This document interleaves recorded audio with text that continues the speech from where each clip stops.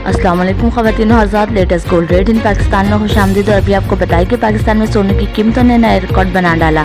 सोने की कीमतें फिर से एक बार आसमान से बातें करने लगी। सोने की कीमत में कमर तोड़ तब्दीली आ गई।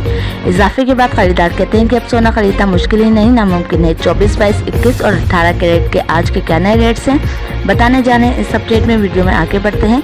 तमाम तर देखने और सुनने वाले नाज़रीन से गुजारिश है कि ग्लोब न्यूज़ उर्दू को सब्सक्राइब करना मत भूलें। वीडियो को लाइक और शेयर भी लाजमी करें। आपको बताते चलें सोने की कीमतों में इजाफे के बाद 18 कैरेट का फी तोला रेट 1,75,400 रुपये हो गया।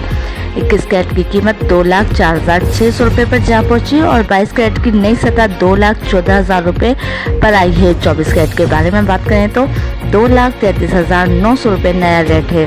10 ग्राम सोने की कीमत में 24 कैरेट का रेट 2 लाख, 22 कैरेट का रेट 1,83,000, 21 कैरेट 1,75,000 और 18 कैरेट 1,50,000 रुपये आज की नई कीमत है।